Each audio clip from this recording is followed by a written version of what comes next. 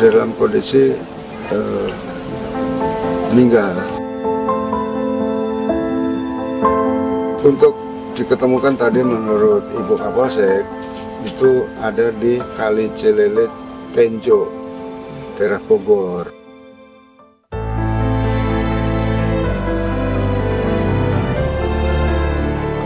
Menyampaikan berita duka cita kepada pihak keluarga dari almarhum.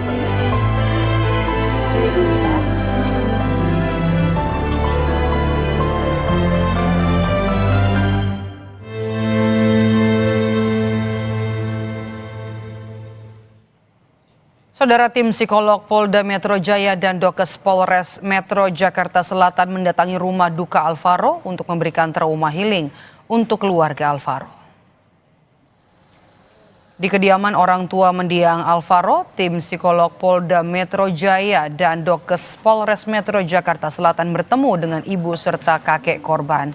Saat mendapatkan treatment, ibu dan juga kakek Alvaro disebut masih dalam keadaan syok dan terpukul. Oh, dipecik. Karena pecik gak jadi lagi. Mudah-mudahan nanti dengan Pak Camat ini. Saya didampingi dari psikolog dari Polda Metro Jaya dan juga dengan Bu Kasidokes dari Polres Metro Jakarta Selatan melakukan pendampingan kepada pihak keluarga almarhum adik Alvaro. Pendampingan ini tujuannya untuk trauma healing, lebih kepada untuk menstabilkan emosional ya Bu ya, psikologi dari pihak keluarga seperti itu. Dan ini akan kita lakukan terus ya, memang sampai keadaan dari psikis pihak keluarga ini bisa ya berangsur stabil membaik seperti itu. Propam Polres Jakarta Selatan akan memeriksa personel kepolisian yang bertugas menjaga pelaku penculikan dan pembunuhan Alvaro Kiano Nugroho, menyusul aksi bunuh diri yang dilakukannya di ruang konseling Mapolres Jakarta Selatan.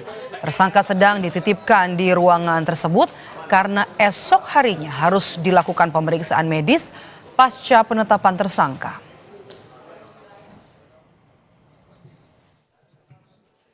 Kami luruskan kepada rekan-rekan media, tersangka mengakhiri hidupnya di ruangan konseling.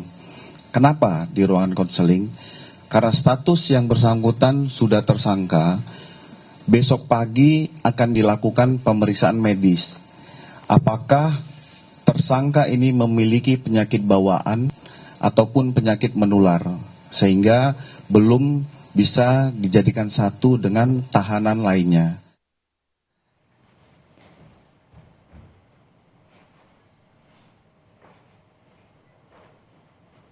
Sementara itu, saudara ibunda Alvaro Kiano Nugroho, Arum, akhirnya tiba di rumah duka di Pesanggerahan, Jakarta Selatan setelah melakukan pengambilan sampel di Rumah Sakit Polri.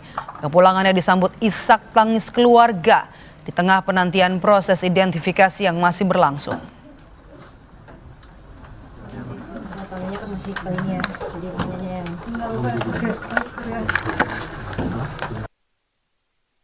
Sampel DNA-nya udah diambil ya sebelum kesini, Bu? Udah. Di mana tadi, Bu? Di Rumah Sakit Polri. Apa aja tadi yang diambil sampelnya, Bu? Dari air liur aja. Air liur ya. Terus sama ada apa sedikit apa tadi? Wawancara. Ibu menduga nggak sih, Bu, kalau kehilangan Alvaro berakhir seperti ini? Enggak, sama sekali.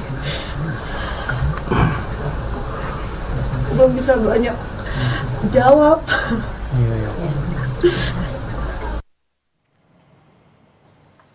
Ketua DPR RI Puan Maharani pun mendesak aparat penegak hukum untuk mengusut tuntas kasus kematian Alvaro Kiano Nugroho yang ditemukan tewas usai diculik oleh ayah tirinya 8 bulan lalu. Puan menyatakan kasus kekerasan terhadap anak juga menjadi tanggung jawab negara yang wajib menjamin perlindungan anak.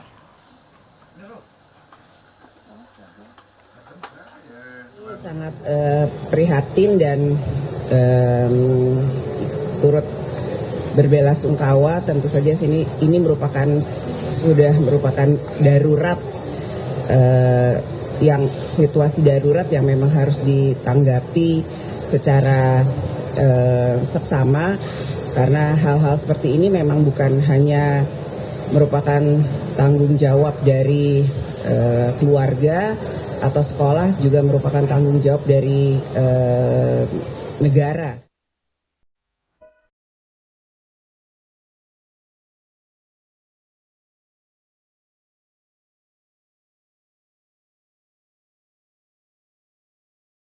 Alvaro Kianu Nugroho yang hilang tanpa jejak sejak Maret 2025 lalu akhirnya ditemukan dalam keadaan tak bernyawa.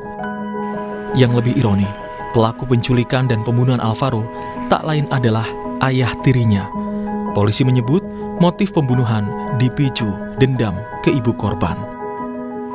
Adapun motifnya yaitu dari komunikasi yang ada, motif dendam pribadi dengan, jadi istri tersangka ini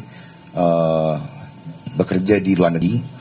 Nah, akibat bekerja di luar negeri, dari hasil itu muncul adanya dugaan perselingkuhan yang dilakukan oleh istrinya.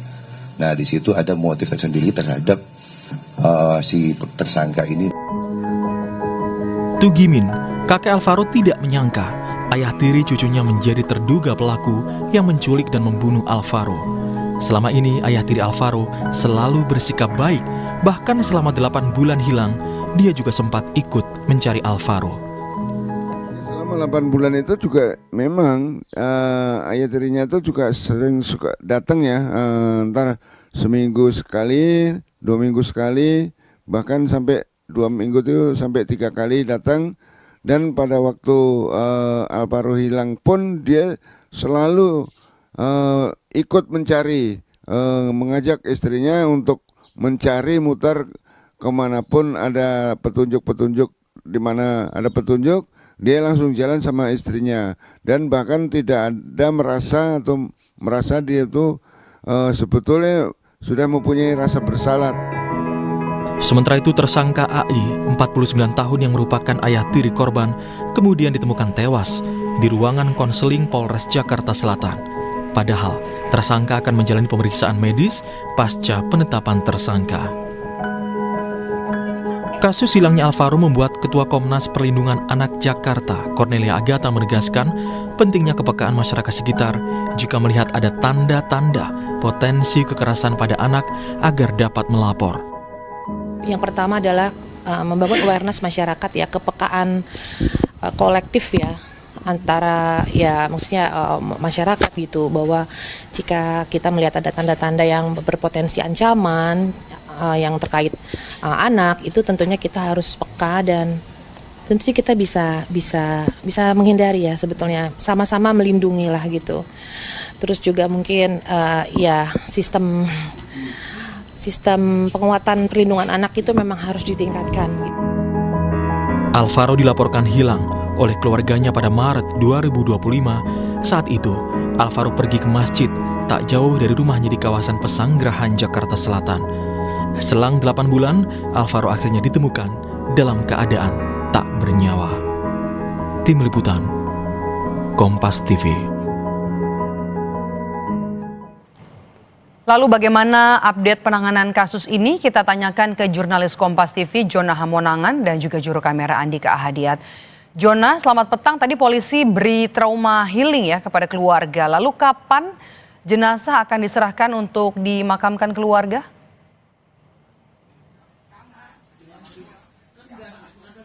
Hidup untuk jenazah kapan akan dimakamkan, memang dari keluarga sendiri masih menunggu hasil resmi, khususnya dari Puslapor Mabes Polri, khususnya terkait dengan data forensik.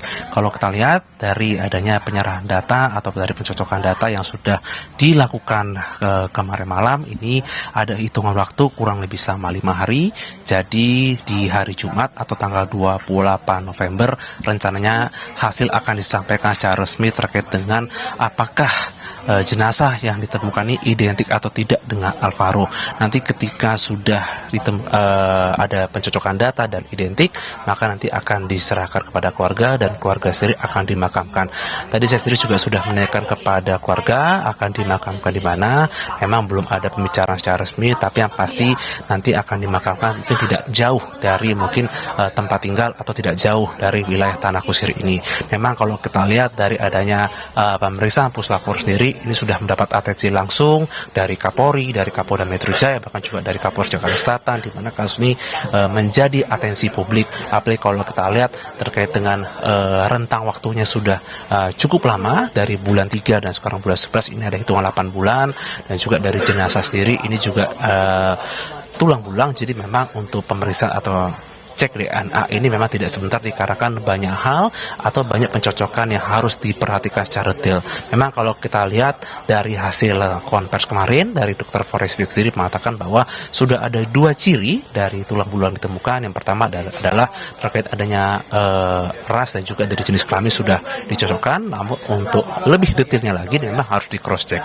Sedangkan dari ibu sendiri sudah diambil sampel dari air liur dan juga dari sampel lain, dan diharapkan adanya persilangan atau cross check ini nanti akan ditemukan ataukah nanti akan identik atau tidak bahwa jenazah tersebut merupakan jenazah Alvaro atau tidak. Nanti ketika sudah identik atau sudah sah, maka nanti dari keluarga akan secepat mungkin atau sesegera mungkin untuk bisa memakamkan, agar keluarga sendiri juga bisa tenang, agar juga dari almarhum sendiri juga tidak ada beban.